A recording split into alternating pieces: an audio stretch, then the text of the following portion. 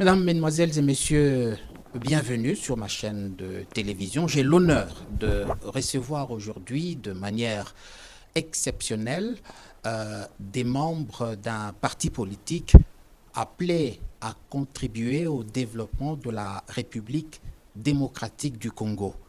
Mon émission s'appelle Congo Kitoko car mon objectif, ma contribution, c'est faire entendre la voix de la diaspora congolaise qui part de Brazzaville, la capitale la plus proche, à Kigali, qui n'est pas la capitale la plus éloignée, en ligne continue. Et j'ajoute toujours, Dieu Tout-Puissant est au contrôle. C'est cette diaspora-là, positivement appelée, qui s'exprime sur ma chaîne de télévision.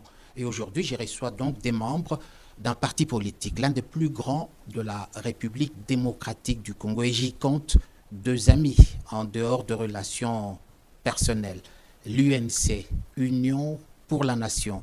Je reçois avec joie ici dans les Yvelines, le 78, en région parisienne, mon très cher ami Christian Tungali, que je présente par justement ce propre propos dans une de mes antérieures émissions. Suivez-le. Je m'appelle Christian Tungali Waseka, je suis originaire de la République démocratique du Congo. Je vis en France depuis une dizaine d'années, et internationaliste des formations à l'université de Kinshasa, ancien de la garde civile et du ministère des Affaires étrangères. Et en France, je suis ancien de Médecins sans frontières. Et actuellement, je travaille dans le privé et à l'aéroport de Roissy-Charles de Gaulle. J'ai également le bonheur de recevoir Bernadette Chungu. Voici comment elle se présentait dans l'une de mes émissions antérieures. Je m'appelle Bernadette Chungu. Et Chungu, c'est mon nom d'épouse. Mon nom de jeune fille, c'est Akuka Kalonda.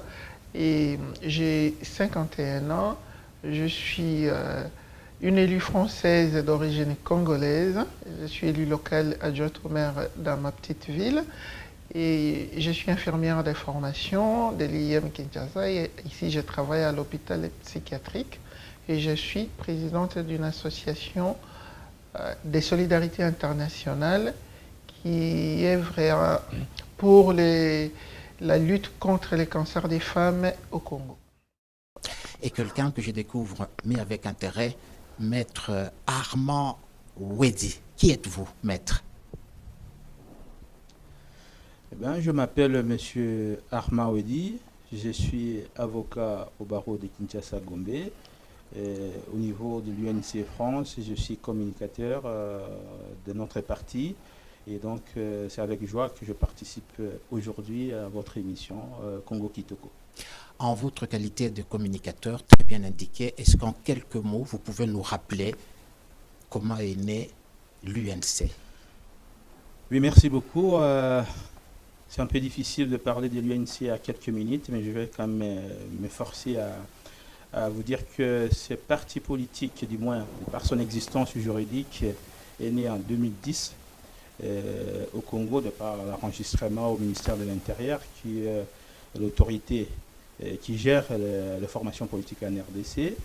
Et donc, c'est parti d'une aventure, surtout, si je vais être beaucoup plus précis, d'une vision d'un homme, M. Vital Kamerhe, qui a pu associer ses collègues pour monter cette formation politique.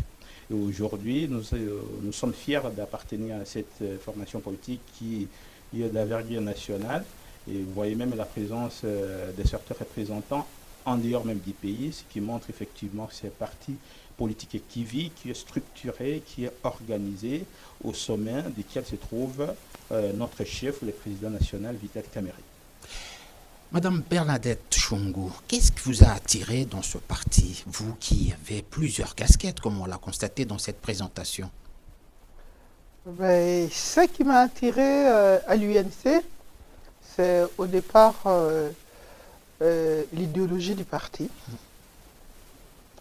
J'ai dit au départ parce qu'il y a les idées et les personnes qui portent les idées. L'idéologie du parti, je suis de la social-démocratie et c'est ça l'idéologie de l'UNC. Et surtout dans cette vision qui a porté le président national Vital Kamerhe pour l'unité de la nation congolaise, pour que le Congo soit uni et que ça soit une nation. Voilà, Christian Tungali, voulez-vous nous rappeler quelques objectifs de l'UNC politique? Comme tout parti politique, l'UNC est un parti qui vise la conquête du pouvoir. C'est un parti qui est très bien structuré avec des organes dans lesquels font partie des individus. Et nous pensons que nous avons la mission de former nos cadres. Nous avons une mission également de faire circuler une idéologie. Nous avons la mission de mobiliser le peuple pour un jour exercer le pouvoir suprême dans notre pays. C'est ça, brièvement, la mission que nous nous sommes fixés. Et aujourd'hui, vous y êtes ou pas au sommet du pouvoir? Parce que c'est partagé, c'est cash. Voulez-vous nous expliquer ce concept? Vous vous sentez au pouvoir à moitié? Ou bien vous y êtes et vous travaillez justement pour l'avenir de cette conquête, elle est là ou pas? Au départ, nous pensions que nous devions faire arriver notre président national au pouvoir. Mais les circonstances ont fait que nous n'avons pas pu atteindre nos objectifs comme nous le voulions. Nous sommes entrés dans une alliance avec nos amis de l'UDPS. Et c'est vrai que nous pouvons dire que nous sommes retrouvés quand même au sommet du pouvoir parce que notre président national Vital Kamerhe, il joue un rôle très déterminant. C'est un des acteurs majeurs de la vie politique de notre pays. Et nous avons des ministres au gouvernement. Et je pense que nous sommes quand même au pouvoir. Je reviens à Maître Wedi, ce qu'on appelle cash. Politiquement et juridiquement, qu'est-ce que ça veut dire? Est-ce qu'aujourd'hui, on peut dire que l'UNC est au pouvoir? L'UNC, de par sa création, milite pour conquérir le pouvoir suprême. S'il faut partir de ce postulat, nous considérons que nous n'avons pas encore ce pouvoir suprême parce que ce qui nous a amené aujourd'hui, c'est une coalition, un engagement commun entre l'UDPS et l'UNC qui a fait ce que nous arrivions à gagner l'élection présidentielle où M. Félix Tshisekedi est devenu président de la République de par cette coalition. Donc, en termes d'objectifs particuliers du parti politique UNC, nous n'avons pas encore l'impérium pour nous, mais de par l'alliance que nous avons pu conclure avec l'UDPS, on peut dire, comme vient de le signaler mon collègue Christian Tungali, effectivement, nous sommes en train de gérer le pays ensemble, donc nous sommes au pouvoir. FCC, c'est un partenaire du cash. Et lorsque vous êtes un partenariat, on ne peut pas dire que vous avez l'effectivité ou la totalité du pouvoir. C'est partagé. C'est partagé parce que l'UNC et l'UDPS n'ont pas eu la majorité au sein de l'Assemblée nationale et du Sénat. Par voie des conséquences, nous ne pouvons pas sortir un gouvernement en nous, cash. Donc du coup, le président Tshisekedi, son partenaire politique initial, M. Vital Kamerhe, et M. Kabila, avec sa formation politique et surtout son regroupement, le FCC, se sont coalisés pour partager le pouvoir et les gérer. Parce que, qu'est-ce qui pouvait arriver si nous étions dans le principe du partage strict du pouvoir, où le parti qui gagne la majorité dirige, on serait dans la cohabitation. Le choix qui avait été dégagé entre les acteurs politiques, c'était au regard du contexte politique du pays, au regard des enjeux qui se passent au pays, cette option-là de cohabitation n'aurait pas servi à la population. C'est pourquoi ils ont discuté à ce qu'on puisse coaliser les efforts pour que nous puissions gérer ensemble le pays. Et voilà, nous sommes en coalition, donc le pouvoir il est partagé entre les acteurs qui font partie de cette coalition. Bernadette Chungu, vous êtes entré dans un parti politique qui se trouve au pouvoir en ce moment, mais qui partage ce pouvoir. Et j'ai l'impression que ce gâteau, il est partagé en 3 morceaux. Est-ce que vous vous y sentez à l'aise, Bernadette Chungu? Ben, je répondrai oui. On se sent à l'aise parce que jusque-là, je ne sais pas s'il y a quelque chose qui vous fait dire qu'on ne se sentirait pas à l'aise. On se sent à l'aise parce qu'on est justement à notre place. Les ministres qui sont les nôtres sont là. Selon les accords, il y a nos membres à la présidence et dans toutes les instances dirigeantes. Donc à partir de ce moment-là où tout le monde respecte les accords, je pense que oui, on se sent à l'aise. Un simple observateur, en observant l'existence de ce pouvoir divisé en trois, si je puis le dire de manière triviale comme ça, nous sommes à plus d'1 an. Et il y a ce qu'on appelle actuellement l'affaire 100 jours. C'est-à-dire il y a eu un projet, un plan d'action. Ce qui se passe, que nous vivons actuellement avec ce procès, est-ce que vous vous sentez toujours à l'aise, Bernadette Chungu, au sein de l'UNC? Merci pour la question. Je savais qu'elle allait être posée. Oui, et je vais vous expliquer. Nous nous sentons à l'aise.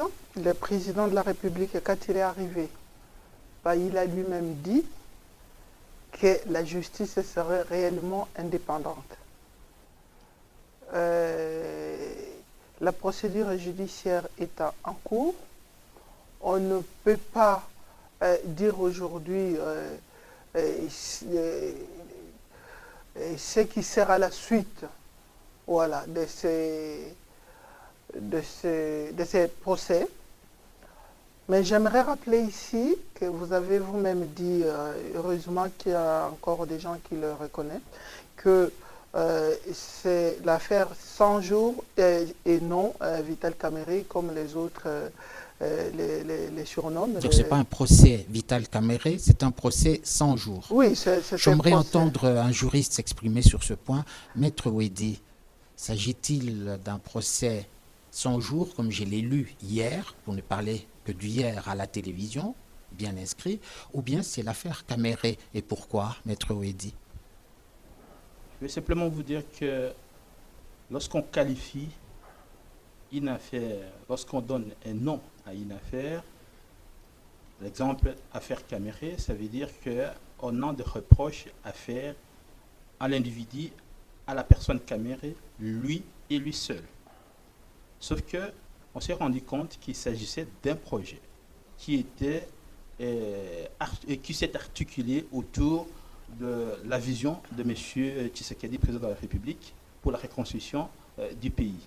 Donc, ce projet-là a plusieurs ramifications et plusieurs responsables entrent en jeu pour son exécution. Ce qui s'est passé est que, et d'ailleurs, c'est ça aussi l'inconvénient de trop suivre les réseaux sociaux, parce que les réseaux sociaux ont créé lorsque M. Vital Kamere a été convoqué ou cité dans une exécution jusqu'alors de ce projet, et tout le monde est sauté sur ces qualificatifs pour dire donc c'est l'affaire Kamere. Non, mais après... Ce projet qui s'appelle 100 jours. Non, c'est le projet de 100 jours de la politique de M. Tshisekedi, président de la République, et pour donner l'impulsion à sa vision. Il a estimé que dans le cadre de 100 jours, il ne fallait pas, parce qu'il y avait un gouvernement intérimaire, en attendant la formation d'un gouvernement définitif et de plein exercice, il fallait agir. C'est pourquoi ils ont monté un projet pour que l'action du chef de l'État soit vue par la population qui est en train de travailler. C'est ça, le procès 100 jours aujourd'hui. Ce qui devient aujourd'hui le procès 100 jours est parti de la vision président de la République pour les 100 premiers jours de son exercice de pouvoir. C'est pourquoi, par raccourci ou bien par facilité de langage, on l'appelle procès 100 jours. Non, c'est le procès qui concerne les 100 premiers jours du chef de l'État et dont on a constaté qu'il y avait une exécution ou une exécution qui n'était pas conforme aux engagements que le président de la République a pris vis-à-vis de la population. Et donc, aujourd'hui, M. Kamere est convoqué dans ce procès pour établir sa responsabilité, ou mieux son décret de responsabilité dans l'inexécution de ces travaux ou dans l'exécution partielle de ces travaux. Il y a la société Samigo, représentée par M. Djamal, qui lui aussi est convoqué. Il y a plusieurs autres acteurs ministères qui sont aussi convoqués, certains comme témoins, d'autres impliqués directement, pour qu'on puisse établir la responsabilité de tout et chacun. Mais on est encore au niveau du procès, donc on est encore au niveau de l'instruction qui n'est pas encore clôturée, et donc on attend au moment de plaidoirie, et chacun va donner ses éléments de preuve et pour que l'état de droit que nous croyons et que nous voulons que ça s'installe au Congo, que cet État effectivement donne la chance à tout et chacun de s'exprimer. Et c'est ce que nous sommes en train de suivre aujourd'hui. Christian Tungali, ce régime est un régime politique fativite ou pas? Et ce 100 jours, est-ce que ce programme des 100 jours a été conçu cash, c'est-à-dire entre l'UNC et l'UDPS, son contenu tout au moins? Et il n'y a jamais eu de pouvoir fativite. Ça, c'est une appellation abusive des réseaux sociaux et un slogan qui a été inventé après la rencontre de Genève. En réalité, il n'y a qu'un pouvoir cash et FCC au Congo. Le plan des 100 jours, c'est un plan... Cash. Ou bien il est UDPS? Non, c'est un plan cash. Le plan des 100 jours, là, c'est un projet cash. Mais il y avait déjà des projets qui étaient en cours, des réalisations qui étaient en cours déjà, qui avaient commencé déjà à l'époque de Kabila, qu'on a associé à ce projet des 100 jours.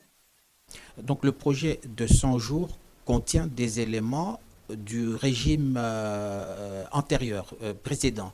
Bernadette, vous vouliez ajouter quelque chose, parce que tout à l'heure je vous ai un peu interrompu. Oui, exactement, parce que vous avez demandé par rapport au procès, quelle était notre place, comment on se sentait. Voilà. Mais moi, c'est pour dire que les procès, c'est vrai que c'est notre autorité morale. Le président national de l'UNC, M. Vital Kamerhe, qui est jugé avec les autres. Voilà, par rapport à ça, et il est jugé à sa qualité de directeur des cabinets, parce que ça, il faut que ça soit dit. Et coordonnateur, non? Ce n'était pas lui le coordonnateur mais de l'exécution du plan? C'est les directeurs des cabinets qui coordonnent. Voilà, c'est les fonctions des directeurs de cabinet qui l'ont amené, donc c'est lui qui représente la présidence, c'est le président de la République qui est le vrai concepteur du projet. Donc ça, c'est lui qui est jugé. Nous suivons avec beaucoup d'attention, et comme vous, les procès, mais nous, à l'UNC, la vision globale ne se résume pas à une personne. C'est vrai, notre président national, c'est lui qui porte les idées. Il est le numéro 1, voilà, du parti. Mais rassurez-vous, chers chrétiens, les partis fonctionnent. Il y a M. Boji qui est là, qui assure vraiment et qui assume la direction du parti en intérim. C'est comme vous et moi, quand on est malade, on est un peu absent ou en incapacité d'assumer ses fonctions. Il faut qu'il y ait quelqu'un qui vienne faire tourner la boîte. Donc dans ces cas-là, ne vous en faites pas. L'UNC, c'est un parti bien organisé, comme dans toutes les fédérations. Nous nous portons bien. Mais pourquoi du côté de la présidence de la République, l'intérim a été désigné beaucoup plus tard? Ça, je ne pourrais pas vous répondre à la place du président de la République. Ou de la justice. Mais je pense qu'il lui fait toujours confiance, et il a pensé, ça n'engage que moi, que la liberté provisoire peut-être lui serait accordée 1, 2 fois, et vous savez que l'organe suprême quand même, c'est la présidence de la République. Voilà, dans un pays, et les directeurs des cabinets, c'est la pièce quand même, une pièce importante. Du magistrat suprême. Oui, c'est l'homme qui murmure à l'oreille du magistrat suprême. Voilà. Oui. Alors là, je retourne à Maître. On ne peut pas laisser vacant le poste pendant très longtemps. Mais il n'est pas nommé. Il est désigné intérimaire, parce que le directeur de cabinet est toujours en fonction, mais il est privé de sa liberté. Il est privé de sa liberté. Oui, c'est ça. La conséquence, maintenant, sur le plan juridique, Maître Wedi, en dehors de votre qualité de membre de l'UNC, mais juridiquement parlant, le fait de retrouver très rapidement, c'est dommage que un peu pressé par le temps, retrouver un directeur de cabinet du chef de l'État allié à la suite d'une invitation. Le lendemain, il est en camisole de prisonnier, lui qui est présumé innocent. Est-ce qu'il n'y a pas une injustice quelque part dans un état de droit, Ouedi? Là, parlez comme juriste, s'il vous plaît. Et je dois simplement vous dire que lorsque une personne est convoquée en justice, peu importe sa qualité. Et là, le mot c'était plutôt invité. Est-ce qu'il y a une différence convoqué, invité à Maître Ouedi? En droit congolais, comme dans tous les systèmes juridiques, lorsqu'on invite quelqu'un, le problème n'est pas de savoir si c'est l'invitation ou la convocation. C'est-à-dire, on donne un contenu. En droit congolais? Voilà, comme en droit français. On donne un contenu à l'acte par lequel on saisit une personne de venir se présenter devant une autorité quelconque. L'acte s'appelle convocation quand ou invitation quand, ou c'est loisible, on choisit, c'est au gré de celui qui certifie l'acte? Moi, je vais vous dire que lorsque le magistrat, par exemple, voilà, s'est par passé exemple, avec le directeur de cabinet, Vital Kamere, il a été invité. C'est-à-dire, il voulait renseigner le procureur général près la cour d'appel de Kinshasa, Matete, sur certains faits qui sont dits ou qui sont mis en sa charge en qualité de directeur de cabinet du chef de l'État. En qualité de directeur de cabinet du chef de l'État, il est invité. Il est invité.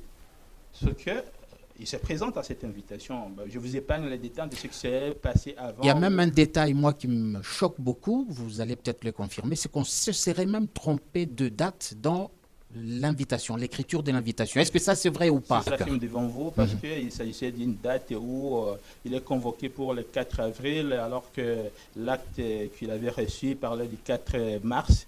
Voilà, vous comprenez un peu. Et il se rend quand même à cette invitation qui n'est pas authentique. Non, la première invitation. Qui est fausse, qui est entachée d'irrégularité. La première invitation, nous, comme au niveau de l'UNC, nous sommes en train de lutter pour qu'un état de droit puisse s'installer au Congo.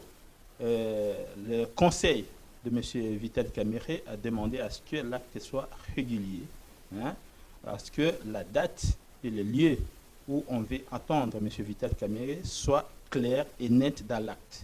On lui avait demandé de se présenter, mais l'intitulé de l'acte qu'il avait reçu, c'était une invitation. Ah. Voilà. Donc, si et qui portait une mauvaise date. Une mauvaise date, et donc on a demandé, c'est-à-dire le conseil de M. Vital Kamere. À l'UNC même, politiquement, vous vous êtes dit qu'on refasse l'invitation. On a demandé parce qu'un état de droit, il ne suffit pas simplement de dire, c'est un beau mot, état de droit, mais il faut donner du contenu à cela. C'est-à-dire chaque acte que nous posons doit être conforme avec les lois de la République. Les lois de la République disent, chaque fois qu'une personne est invitée ou convoquée devant une instance de son pays, il faut des mentions que nous appelons dans les jargons des mentions substantielles dans l'acte. Ces mentions, on fait allusion à la date, à l'adresse, au lieu où la personne doit se présenter. C'est pour qu'il y ait effectivement le respect de tous ces éléments-là, à ce que la personne ne puisse pas dire que non, je n'étais pas au courant du lieu que vous m'avez invité, donc il pouvait rester chez lui et ne pas venir répondre à l'invitation. Et donc, comme la date, c'est hyper important, pour nous en droit, c'est à partir des dates que nous commençons à calculer est-ce que les faits qu'on reproche à telle personne ne sont pas sanctionnés de la prescription. Vous voyez, donc si vous m'appelez pour un fait qui remonte il y a de cela 10 ans, alors que ce fait est fractionnel, c'est prescrit dans 5 ans. Donc, si vous m'appelez aujourd'hui pour des faits d'il y a 10 ans, je peux me refuser de venir répondre à cette invitation parce que je présume que ces faits-là sont frappés de la prescription. Voilà. Je vous épargne de tout ça. Donc, M. Vital Kamere a demandé à ce que l'acte soit régularisé. Ça, c'est la demande de M. Vital Kamere en tant que directeur de cabinet invité. De par son conseil, oui. De par son conseil. Voilà, il a demandé à son conseil, c'est-à-dire ses avocats, de demander au procureur qu'on rectifie. Voilà, l'erreur qui avait été glissée dans ce... Maître Ouedi, si vous étiez son avocat, si vous étiez son conseil, est-ce que vous lui aurez demandé d'avoir cette élégance? Directeur de cabinet, il est invité, mais dans un document qu'il y a une faute de date. Vous auriez conseillé au directeur de cabinet du chef de l'État de se rendre à cette invitation-là, avec cette suivre en quelque sorte, si j'exagère un peu. C'est l'acte qui appelle quelqu'un, dès lors que cet acte-là est attaché de certaines irrégularités, c'est comme si vous alliez, c'est pour cautionner ces irrégularités. Alors dans un état de droit, on cherche à ce que tout soit conforme avec ce que la loi demande. Donc même ici en France, vous n'allez pas demander à quelqu'un d'aller se présenter devant une juridiction avec des actes qui ne respectent pas ce droit. Pour M. Vital Kamerhe, je pense que la date en soi n'est pas un problème. Mais nous voulions, parce qu'il y a un état de droit, il faut qu'il y ait conformité à ce que la loi demande. Dans l'invitation, donc il n'est pas respecté, parce qu'on n'envoie pas un document comme ça, avec une faute comme ça. Bon, c'est lui d'ailleurs qui demande qu'on régularise, car lui, et c'est là où je suspecte quelque chose, il a hâte d'aller répondre à l'invitation. Et quand il y arrive, il est humilié. Je ne voudrais pas mâcher mes mots. Bon. Vous dites il est humilié, je pense que lui-même a suffisamment dit qu'il était humilié, mais moi, c'est dans ma vision des choses. Oui. Ça que juriste, voilà, il y a toujours deux casquettes. Hein. Je vous dis que le tribunal, surtout au niveau où il était arrivé au parquet général, parquet près la cour d'appel de Kinshasa Matete, le procureur qui lui avait invité a quelques latitudes. Quand je vous regarde, une très belle femme sensible, présidente d'une association humanitaire, en politique, avec le passé que vous avez, être dans l'UNC à ce stade, vous ne vous sentez pas mal à l'aise, vous me dites non, vous avez confiance en l'avenir de la justice, en état de droit, est-ce qu'on y est là? Nous sommes à l'UNC, on est confiant par rapport aux faits qui sont reprochés. On ne peut pas dire que les faits n'ont pas existé, mais il n'est pas encore condamné. Mais nous, on croit son innocence du président Vital Kamerhe. Moi, personnellement, en tant que maman, voilà, ça, je tiens à le dire ici aujourd'hui. Je ne vais pas parler spécialement de Maman Amida. C'est une femme... Voilà, Maman Amida, c'est l'épouse du président national. Voilà, l'épouse de M. Vital Kamerhe, mais de la fille. Je suis maman de trois grandes filles. Et moi, ça m'a fait pleurer de voir cette gamine qui ne comprenait même pas pourquoi elle était là. Où même les faits sont avérés. Ça a été cédé à lui, à elle. Supposons que c'est vrai. Mais est-ce que celle qui a été signée, est-ce que ça n'aurait pas pu être fait autrement? Que l'état de droit, oui. Mais est-ce que ça peut se faire n'importe comment? Je pense que c'est non. Des gamines, des enfants qui viennent dans les affaires d'adultes, exposés au grand monde. Elle est majeure, Soraya Mpiada Kamerhe. Oui, elle est majeure, mais c'est un enfant. J'ai toujours trouvé pas normal du tout qu'on demande aux gens d'où ils viennent, les origines, territoires, collectivité, village et tout ça. Pour vous, et moi personnellement, qui suis né dans une autre région, originaire d'une autre, qui a vécu dans plusieurs régions, même moi-même, je pourrais avoir du mal. Est-ce qu'aujourd'hui mes enfants, on leur demande ça, ils sauront le dire? Parce que notre droit de ces côtés-là, je ne sais pas ce que Maître Reddy peut dire, mais je pense qu'il y a des choses qu'on pourrait revoir dans l'avenir quand même, parce qu'on est d'abord Congolais. On n'appartient pas à un territoire. Moi, je vous dis, je suis Moutete là. Je suis de Katakokombe. Et je n'ai presque jamais vécu là-bas. À part le sang de mes parents, je n'ai pas d'attache personnellement. J'en ai même plus de souvenirs. Et quand il faut à chaque fois me rappeler, me ramener, c'est me renier aussi ma nationalité congolaise. Parce que si je suis à Kinshasa, ben je suis quinoise. Si je suis à Kananga, je suis de Kananga. Si je suis à Goma, je suis de Goma. Pourquoi il faut qu'on nous ramène toujours? Est-ce que ça ne nourrit pas quelque part? Ça ne réveille pas l'instinct tribaliste? nos valeurs. Maman est sensible, ne veut pas que quelque part qu'on alimente le tribalisme. Il y a quelque chose qu'on ne peut pas enlever à quelqu'un, c'est sa culture. Quand je dis culture, je dis quoi? C'est sa façon d'être, sa façon de manger. Ses origines, Ses origines d'abord. village, Sa façon de manger. territoire, collectivité. Sa façon de danser, ça fait partie de la culture, sa façon de s'habiller. Et moi, je pense que nous, nos enfants qui sont nés ici, on doit leur apprendre qu'ils viennent de quelque part. Et c'est quelque part-là, c'est pas ce qu'on nous présente souvent. Parce que nous avons, notre façon, nous avions une réalité chez nous. Il faut leur dire que chez nous, nous avions notre façon de manger, notre façon de parler. Il y a notre médecine qui existe aussi. Aujourd'hui, vous voyez, avec la crise du Covid, il y a la médecine traditionnelle est remise au premier plan aussi. Et moi, je suis de ceux qui pensent qu'il faut apprendre tout cela à nos enfants. C'est très important pour leur développement. Et voilà un peu. Un peu en contradiction, Bernadette Oui, bien sûr. Moi, je n'ai pas changé d'avis ni de position. C'est pour dire apprendre à nos enfants d'où leurs origines en partant du village. Chaque enfant. Non, ça fait beaucoup. Maman est de Katakokombe, Kombe, précisément de... S'il faut suivre, aller au-delà, on ira jusqu'à Kindu pour moi. Donc, je veux bien qu'on dise je suis le fils d'eux, et la fille d'eux, voilà, originaire du Kasaï oriental. Et je vais vous demander, M. Ilunga, Christian, voilà. Vital Kamer a même fait une thèse là-dessus. Oui, ça l'économie ça nous avancerait plus vite. Oui. Je suis d'accord avec lui. Loba. Voilà. Yako Lobake, Lelo, Yebisangai, je dois, Navandi par exemple, na Kinshasa pendant 30 ans. Na koma na mboka te, na botami na Goma, na leki na bamboka msusu. Naza, ba parents nanga baza bato Kasai ya Katakokombe, sans cours maintenant, ya Katakokombe. Et c'est Yebisanga pourquoi je ne pourrais pas être député. Na mboka onga na vandi, na yebi ba besoin nango, ou bien kozala gouverneur, ou bien kozala, il faut bazongi sanga na ba origine de mes ancêtres.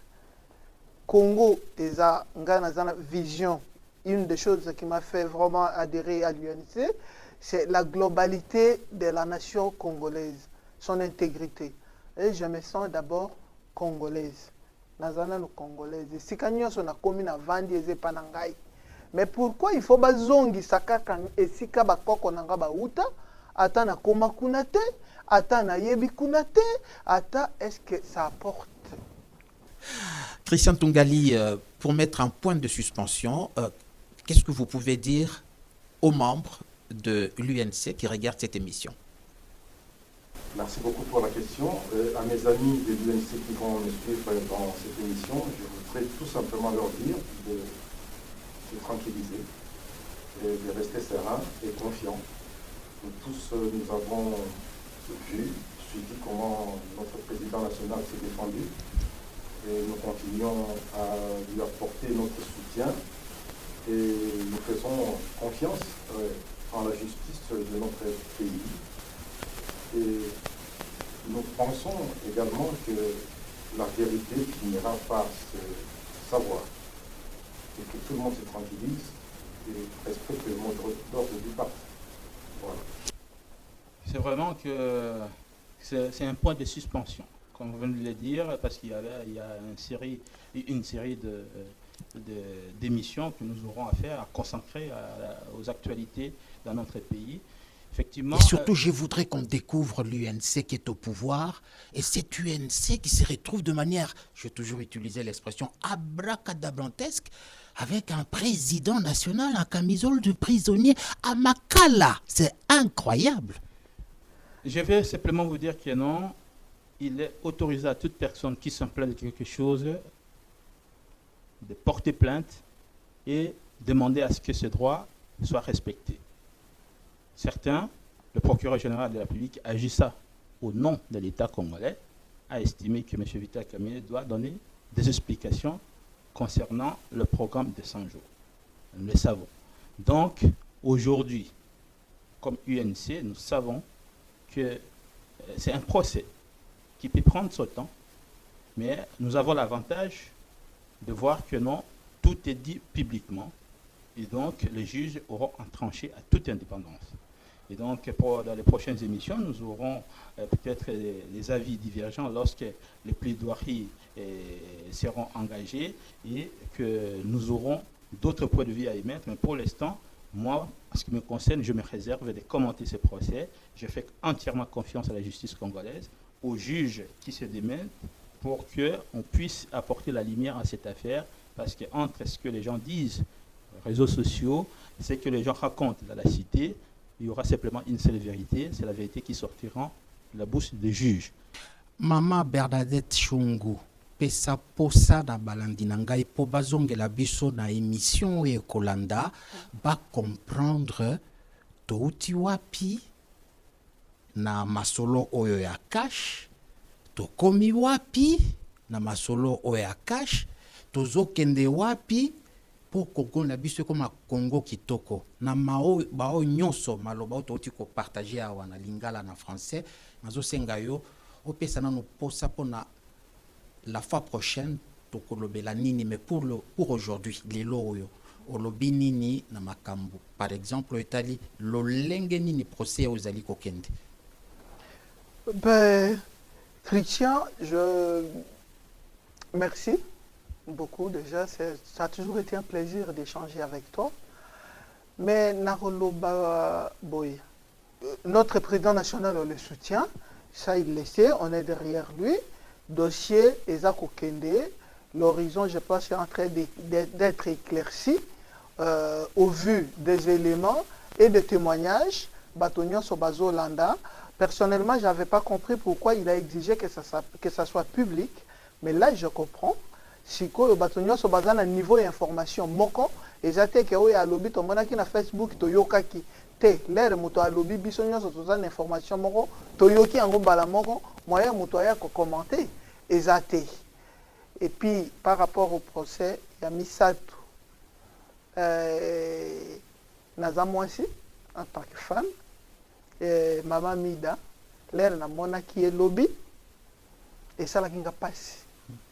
Et je voudrais ici lui assurer mon amitié et mon soutien, qu'elle a été à la hauteur. Brio, c'est une femme pour Nabato, c'est une femme qui est timide. Devant un public. Mais Lobby, elle a assumé à la Kissi que c'est une femme mûre. En tout cas, ici, pour lui dire que l'UNC France, et particulièrement les mamans de l'UNC France, Bazako soutenir rien, quelle que soit la longueur de la nuit, eh bien, la journée finit toujours par apparaître, le soleil reviendra, et puis tous les pour continuer dans l'action caritative. Ndenga Mesana Kosala, Maman Boboto, la main sur le cœur. Donc, lui assurer notre soutien et mon amitié personnelle. Et puis, Alliance Nabisona Baninga Nabiso ya IDPS. Question wana na monaki ezaki kosala mokusa. Makasi nazomona kwa libala oyo ekokufa. C'est un sentiment que je constate dans bato ebele. Tozo kende vers bokabwani. Moto ya lingi divorce akende kosenga yango, mais biso toza na kati ya mariage. Tomoni eloko ozo respecter serment na bino. Toza respecter engagement tozwaki. Il faut pas attendre de ma bouche de critiquer ni le président Tshisekedi qui est, je rappelle ici, le président de tous les Congolais, même ceux qui sont dans l'opposition. Parce que ça, il faut que ça soit dit. Il n'est pas le président des clans, ni le président des partis politiques, ni le président d'une famille. Il est le président de la République démocratique du Congo. 3 points de suspension pour cette première d'une série que nous consacrons à l'UNC. Et je remercie très sincèrement Christian Tungali, je remercie Maître Armand Wedi et bien évidemment Maman Bernadette Chungu. Merci à Christian Bamou pour la réalisation et à très bientôt.